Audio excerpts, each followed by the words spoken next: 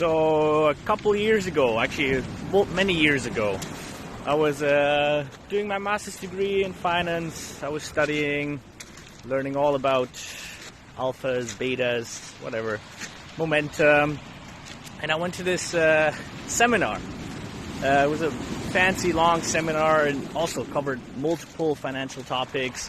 And then after a couple of hours, when the seminar was over, the presenter gave the floor to questions. And then arm was raised like, yeah, I got a question. Yeah, what stock should we buy? And the presenter was like, oh, it's not that easy to answer. It's like, the alpha and the beta and the momentum. Any other question? And then another arm went up. And it was like, yeah, go ahead. I was like, yeah, what stock should we buy? And then this turned into a collective, like, yeah, tell us what stocks to buy.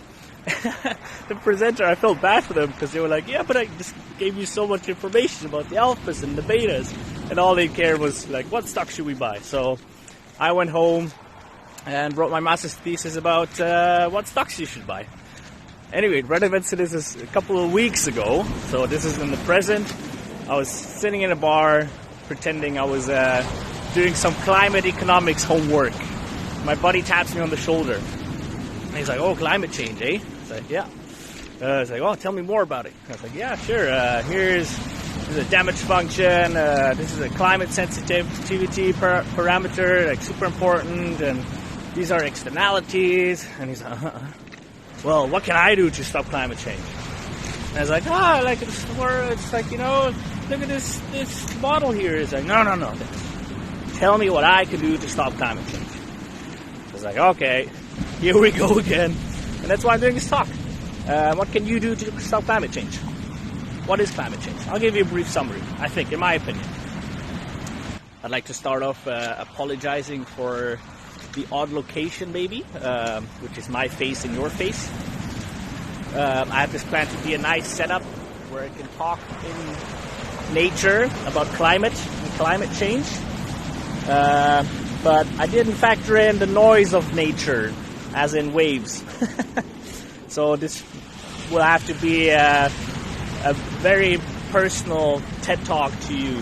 But just so you get an idea, what I have planned is like something like this, where I walk around and talk about climate change. But hey, there should be some leniency here. This is a climate talk, so I'm exposing myself to extreme weather events. Potentially caused by global warming. And the reason I'm here could actually be explained by externalities or negative externalities. I wanted to give this talk at home, but I live near a busy road. It's quite noisy where I live. So I needed a space with more privacy. So a way to explain this is people have to go to places, to work or commute or whatever. So when they step into their car produces noise. That noise is a negative externality in the sense that the person driving the car doesn't really incur the cost. He doesn't feel the cost. It's an external cost, right? I feel those costs because, hey, now I can't give my presentation at home. That negatively affects me.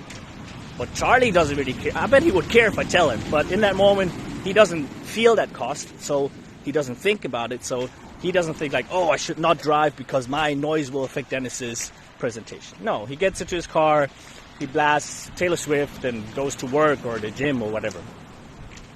So the concept of externalities could be the fundamental problem to climate change. It's this idea that producers or consumers, we don't incur the cost of polluting. Simple as that. Producers, when they manufacture and they emit greenhouse gases, there's no price on carbon or anything, or they don't get charged for the amount of CO2 they emit. Neither do we. When we, again, step in our car and we drive around, our car pollutes. We don't directly incur that cost. The planet does. So, negative externalities. So, one way to approach climate change would be to put a price on carbon, that we do start to incur the cost of emitting. Because if it's costly to pollute, obviously there will be much, much less. There's ways to do this. One method is called the carbon take-back obligation. We learned about this in class. It's a great video with emojis and arrows, very simple to follow. I should remember the name of whomever gave the presentation, but you could just Google it. I'll give a very simple explanation.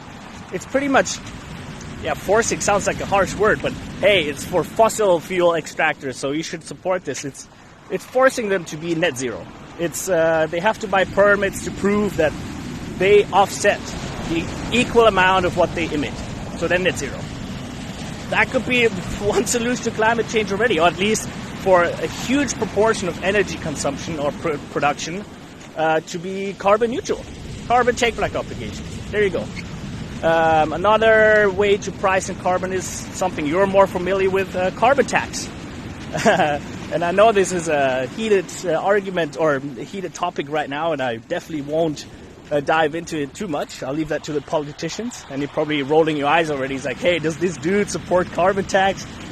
All I'm going to say is the idea of carbon tax is to, often the idea is to have a substitution effect, that you move away from needing carbon to green energy, like EVs or efficient heat pumps at home. And you should be able to achieve this change without incurring financial cost via rebates and subsidies. That's all I'm saying. So point being, carbon pricing, boom, could be the first and an essential step into solving climate change. But the main purpose and the main reason of this talk is to make you understand that we need net zero emissions. That's just a fact. Here's a very simple explanation of this. Picture a bathtub. The bathtub is quite full already, and the tap is running. What happens if we simply slow down the tap? Yes, the bathtub will keep on filling. So we need to simply turn off the tap in order to prevent the bathtub from overflowing. I think you get by now that the bathtub is a representation of planet Earth and how full it is, its capacity to deal with greenhouse gases. Or we can drill little holes into the bathtub. I'll get to this later. Anyway, the idea is, I hope you understood the idea is like, just turning down the tap or the faucet won't do. We have to turn it off. And a good way to understand this again is, the way I learned about it, or made me understand, is called the Kaya identity. Apologies for the interruption. I forgot this talk was supposed to be 7 minutes max. I will incur a penalty for this. Sorry, Felix, but I don't know.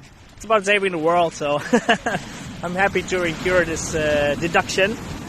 And it also started raining. Anyway, Kaya identity. It's to me, it was the simplest explanation to why we need net zero emissions. Emissions, like I said, can be attributed to 4 factors. First factor being us, humans. We cause pollution. The second factor is the world is growing, which is a good thing.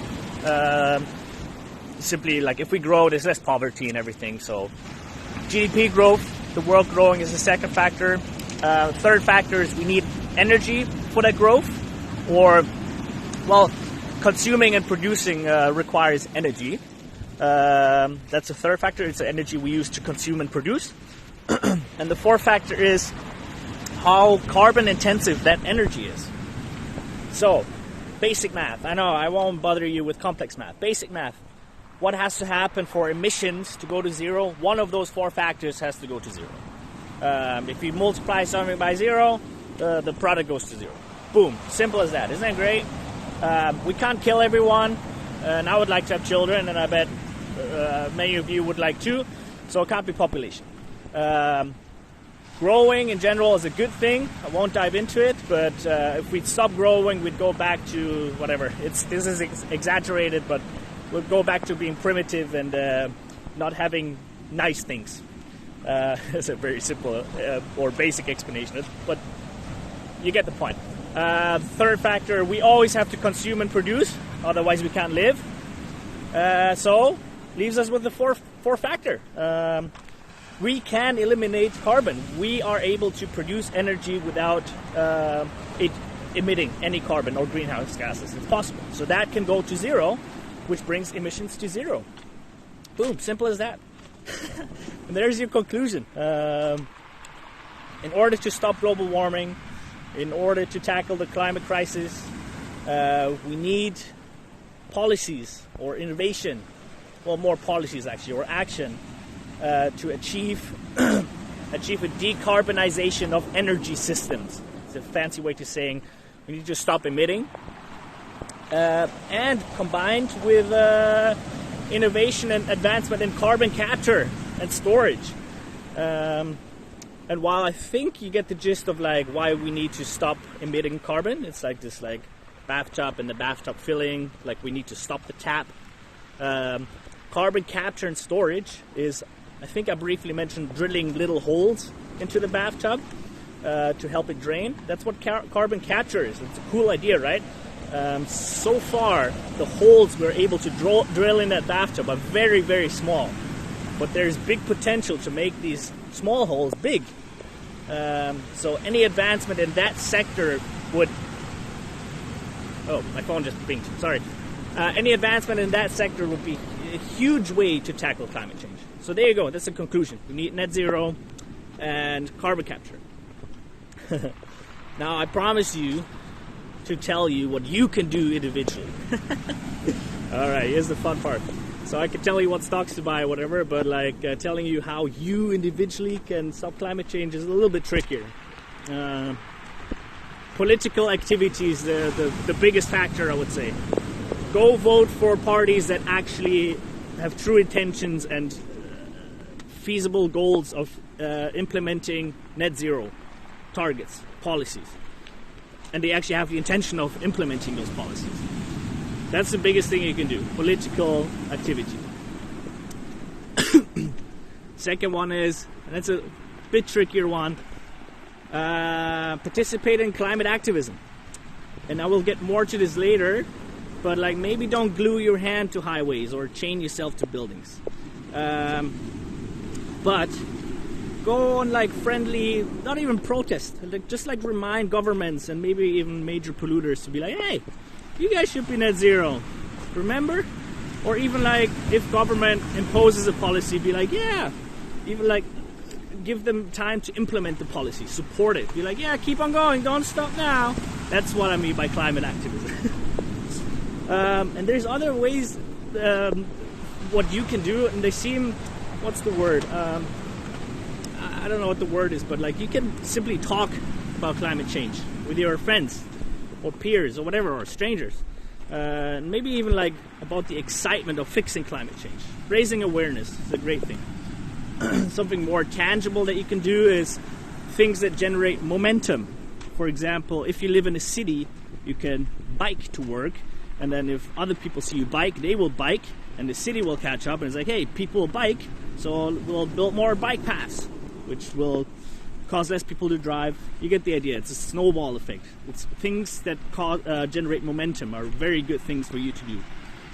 I don't know, have beers with your friends, especially your engineering friends that are smart and then could figure out a way to make carbon capture efficient. Maybe there's a genius out there somewhere right now that can make carbon capture very efficient. And lastly, be open to policies that are introduced that are good for the world. For example, carbon tax is one. Don't worry, I won't dive into this again, but many policies seem scary, especially if there's a lot of them, but don't shut down, be open. There's something called the single action bias. It's like where you like are like, okay, sure, I'll install a new heat pump, but that's all I'm gonna do. It's like, be open to doing multiple things.